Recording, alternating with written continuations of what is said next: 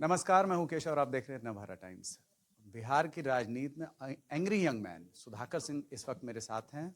लगातार नीतीश कुमार पर हमला बोल रहे हैं, वहीं जेडीयू को अब मिर्च लग रही है। जेडीयू का कहना है कि सुधाकर सिंह पर कार्रवाई होनी चाहिए, क्योंकि वो लगातार नीतीश कुमार को आड़े हाथों ले रहे हैं। कभी वो उनके विमान खरीद पर सवाल उठा रहे हैं, तो कभी उनके काम करने के तरीके पर। सर, पहला सवाल मैं आपसे लेना चाहूँगा। जेडीयू लगातार सवाल उठा रही है, कह रही है उन पर कार्रवाई होनी चाहिए, गठबंधन धर्म का पालन नहीं हो रहा है। उपेंद्र कुशवाहा कह रहे हैं कि अब 14 तारीख के बाद आपके ऊपर कार्रवाई हो जाएगी।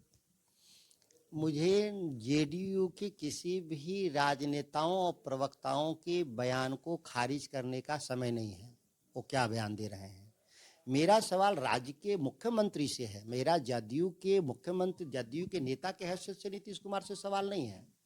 राज्य के मुख्यमंत्री की हैसियत से, जिनकी जिम्मेदारी में 14 करोड़ की जनता का काम है, उस काम में है इस राज्य के 80% किसानों के हितों की बात। जो मैंने मंडी कानून की बात किया हूँ और धान गेहूँ खरीद में जो हमारा मल्टीपल एजेंसी का इन्वॉल्वमेंट की बात किया हूँ, उस सवाल को मैंने किया जो नीतीश कुमार जिसका जवाब वो नहीं दिए अभी तक 5 महीना में। बाकी जो सवाल हैं सब्सिडरी सवाल हैं, जो हमारे इश्यूज हैं उनकी रेलेवेंसी उस संदर्भ में देखा जाए। अगर उस संदर्भ सीधा है कि मेरा कृषि कानून और उससे संबंधित और उससे संदर्भित कोई सवाल आ गया हो वार्ता के क्रम में मीडिया से बात में, वो उसी से संदर्भित है, अलग नहीं है। तो जब अभी तक 5 महीने में इन लोगों ने विवाद नहीं जवाब दे पाया, उनकी पूरी कोर टीम वो स्वयं, तो बाकी हम क्यों बाध्य हैं उनके सब फालतू के सवालों का जवाब देने के लिए। आपने उनको उनको कहीं ना कहीं उनके ऊपर तीखा हमला किया, कहा कि वो जैसा कि स्पेशल स्टेट की बात कर रहे थे वो, उसमें आपने कहा कि देखा है आपने कभी ऐसा भिखमंगा मुख्यमंत्री। इस बयान पर आप कितना, इस बयान पर अपना सहमति आप आधा ही बात क्यों बता रहे हैं, दर्शकों को पूरी बात बताइए। आप पूरी बात बताइए। पूरी बात यह है कि हमने कभी यह नहीं देखा कि भीख मांगने वाला व्यक्ति 350 करोड़ के जहाज पे चढ़ के घूमेगा। ये मैंने कहा था। मैंने कहा भीख में चाहिए बिहार को स्पेशल स्टेटस, बिहार को विशेष राज्य का दर्जा मिलना चाहिए, लेकिन मांगने वाला को उसके हाव भाव लगना चाहिए कि वो गरीब आदमी है, कमजोर आदमी है। लेकिन 350 करोड़ के जहाज पर जब दिल्ली जाएगा चढ़ के, तो दिल्ली को लगेगा कि ये तो अमीर आदमी है। तो अमीर आदमी को कोई भीख देगा, विशेष राज्य का दर्जा देगा? गरीबी को देख करके ना विशेष राज्य का दर्जा मिलता है। आपके जो शान लगेगा कि ये तो अमीर आदमी है, तो अमीर आदमी को कोई भीख देगा, विशेष राज्य का दर्जा देगा? गरीबी को देख करके ना विशेष राज्य का दर्जा मिलता है। आपके जो शानो शौकत है वो राजाओं से भी ज्यादा हैं, और आप चले गए विशेष राज्य का दर्जा मांगने। इसे भी दिल्ली में हास्यास्पद स्थिति पैदा हो जाती है बिहार के लोगों को। एक तरफ बिहार के लोग सच में गरीब हैं, और दूसरी तरफ उसका जो राजा है वो राजाओं से भी ज्यादा शानो शौकत से जाता है। इसीलिए दिक्कत हो जाता है हास्यास्पद। तेजस्वी यादव भी कह रहे हैं कि जहाज जो खरीदना जरूरी है वो, और हर राज्य के पास, हर स्टेट के पास अपना जहाज है, अपना विमान है, जिससे काम में तेजी आएगी। वो उनका समर्थन कर रहे हैं और आप विरोध। मैं भी कहता हूँ हवाई जहाज चाहिए, मैं भी कहता हूँ हेलीकॉप्टर चाहिए, सुरक्षा कारणों से भी चाहिए, कामकाज की रफ्तार को भी देख के होना चाहिए। लेकिन आप ये बताइए कि 350 करोड़ वाली जहाज बिहार में उतरेगी कहाँ? पूर्णिया, मुजफ्फरपुर, दरभंगा और गया, 4 जिला के सिवा तो कहीं उतरेगी नहीं जहाज। हो शायद मुजफ्फरपुर में भी वो जहाज नहीं उतर पाएगी। तो सवाल ये है कि जो जहाज बिहार में उतरेगी ही नहीं, वो क्यों खरीदी गई? तो दिल्ली बॉम्बे उतरेगी हो तो आप बिहार के मुख्यमंत्री हैं ना। अच्छा, ये जहाज नीतीश कुमार अपने लिए ले रहे हैं? क्योंकि अब वो तो कह रहे हैं कि मैं देश देश भ्रमण पर जाऊंगा। देश भ्रमण के लिए जहाज की क्या जरूरत है? देश भर में तो जहाजें जाती हैं, सर्विस प्लेन जाते हैं, उससे आदमी जाता आता है। हम लोग को भी जरूरत पर बॉम्बे दिल्ली बिहार जैसे गरीब प्रदेश के खर्चे पर, बिहार प्रदेश जैसा जो गरीब राज्य है उसके अर्थ पर वो जाएंगे अपने लिए। हमारी जानकारी में 350 करोड़ पे तो करोड़ का उपयोग तो यही होना है, बिहार के गरीब लोगों के लिए उपयोग नहीं होना है। हम यही सवाल किए थे कि खरीद लो, सस्ता खरीद लो, 25-30 करोड़ का हेलीकॉप्टर, 25-30 करोड़ का हवाई जहाज खरीद लो, जो बिहार में हर जगह मिलेगा, चलेगा।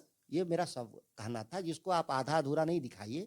पूरी हमारे बातों को पूरी दिखाइएगा तो लोग संदर्भ को समझेंगे, तब इस बात को समझेंगे। हमने आपकी पूरी सारी बातों को दिखाया है, लेकिन इस बीच तेजस्वी यादव ने कहा है कि गठबंधन धर्म का हमें पालन करना है और गठबंधन पर बोलने का अधिकार सिर्फ मेरा और लालू प्रसाद यादव का है। किसे हाँ, उन्होंने ठीक कहा, गठबंधन पर बोलने का अधिकार निश्चित तौर पर लालू प्रसाद जी और तेजस्वी जी को पार्टी की राष्ट्रीय कार्य समिति से मिले हुए अधिकार हैं, और वैसे भी वो अध्यक्ष है तो उनको अधिकार है ही। वो हमारे राष्ट्रीय कार्य समिति पास करे ना करे वो एक अलग सवाल है, लेकिन हम गठबंधन पे तो कोई सवाल नहीं कर रहे हैं ना कि हमारा नीतीश कुमार से गठबंधन तोड़ देना चाहिए।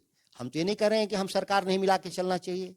हम तो राज्य के मुखिया, जो 14 करोड़ आबादी का प्रतिनिधित्व करता है, राज्य का मुखिया, उससे सवाल है मेरा, गठबंधन पर नहीं सवाल है मेरा। लेकिन कार्रवाई की तो मांग की जा रही है। उपेंद्र कुशवाहा कह रहे हैं कि मैंने उनके कहा ऊपर कि कार्रवाई नीतीश कुमार के मुखौटों से लालू प्रसाद जी और तेजस्वी जी को पार्टी की राष्ट्रीय कार्य समिति से मिले हुए अधिकार हैं, और वैसे भी वो अध्यक्ष है तो उनको अधिकार है ही। वो हमारे राष्ट्रीय कार्य समिति पास करे ना करे वो एक अलग सवाल है, लेकिन हम गठबंधन पे तो कोई सवाल नहीं कर रहे हैं ना कि हमारा नीतीश कुमार से गठबंधन तोड़ देना चाहिए। हम तो ये नहीं कह रहे हैं कि हम सरकार नहीं मिला के चलना चाहिए।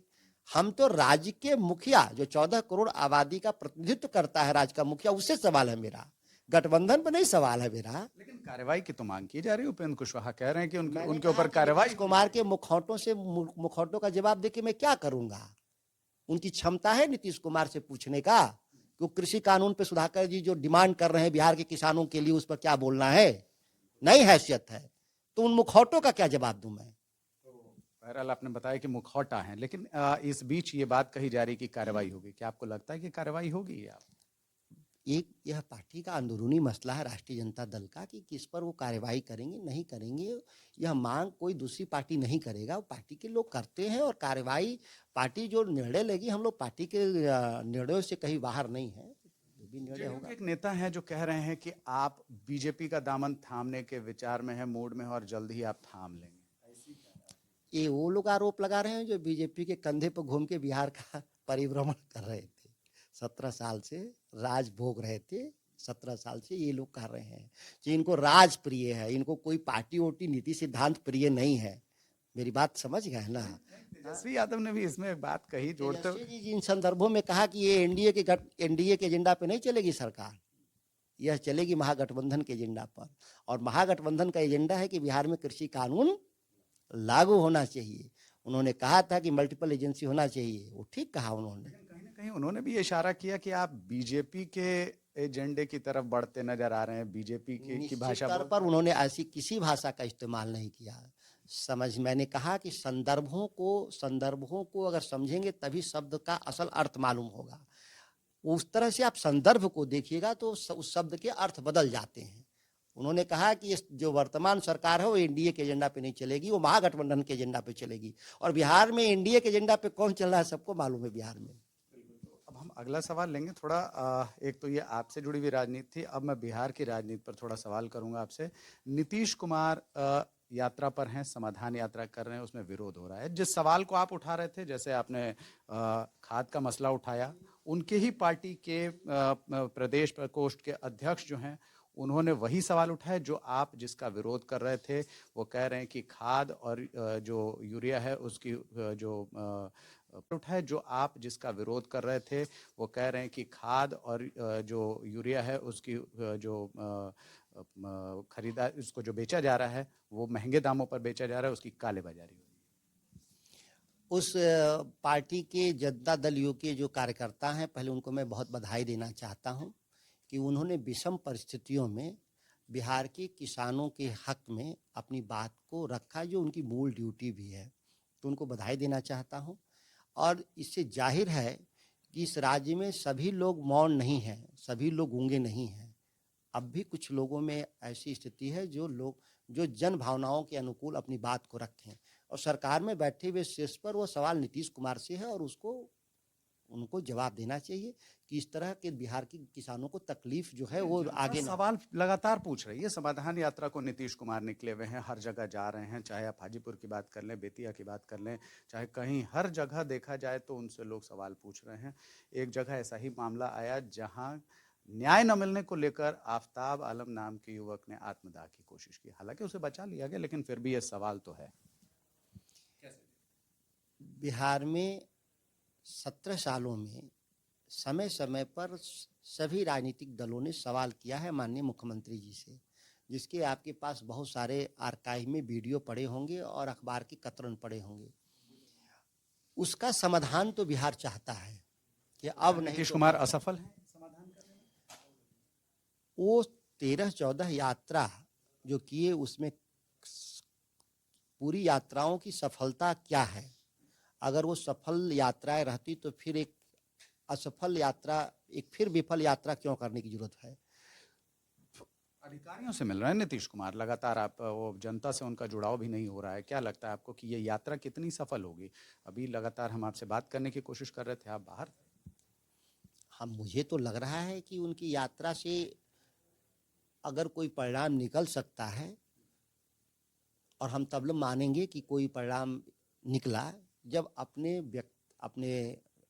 नीतियों में, अपने विचारों में कोई संशोधन करेंगे प्रस्तुत, तभी हम लोग मानेंगे कि कोई फायदा हुआ। अन्यथा जिस रास्ते पे चल रहे हैं वो रास्ते की विफलता तय है। क्या आपको लगता है कि नीतीश कुमार जमीन खो चुके हैं और अपनी जमीन तलाशने के लिए अब वो समाधान यात्रा पर निकले हैं?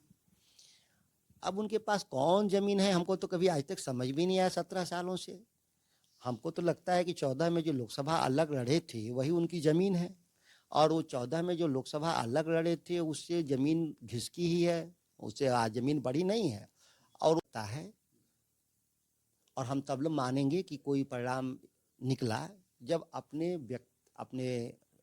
नीतियों में, अपने विचारों में कोई संशोधन करेंगे प्रस्तुत, तभी हम लोग मानेंगे कि कोई फायदा हुआ। अन्यथा जिस रास्ते पे चल रहे हैं वो रास्ते की विफलता तय है। क्या आपको लगता है कि नीतीश कुमार जमीन खो चुके हैं और अपनी जमीन तलाशने के लिए अब वो समाधान यात्रा पर निकले हैं?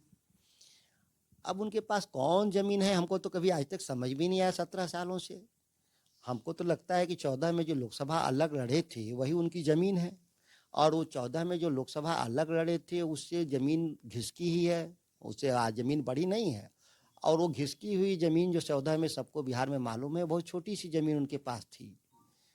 तो वो अब किस तलाश में है वही बता पाएंगे।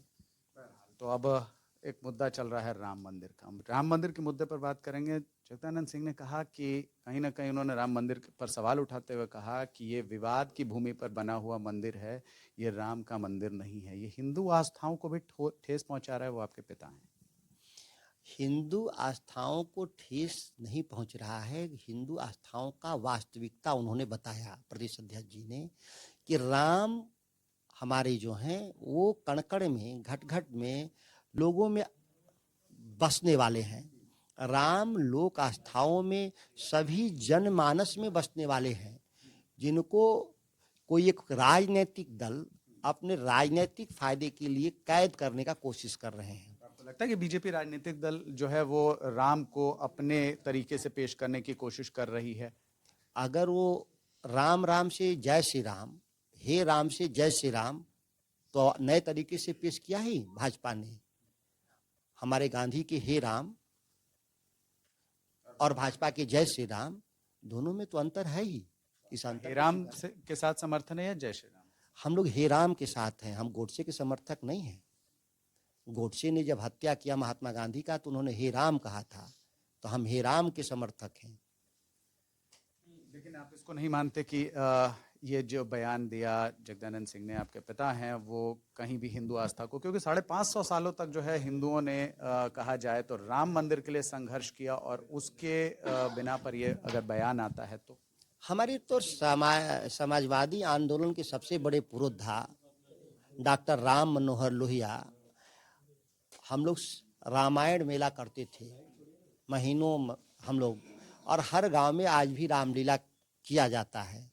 और राम जन जन में बसने वाले डॉक्टर राम मनोहर लोहिया, हम लोग रामायण मेला करते थे महीनों हम लोग, और हर गांव में आज भी रामलीला किया जाता है।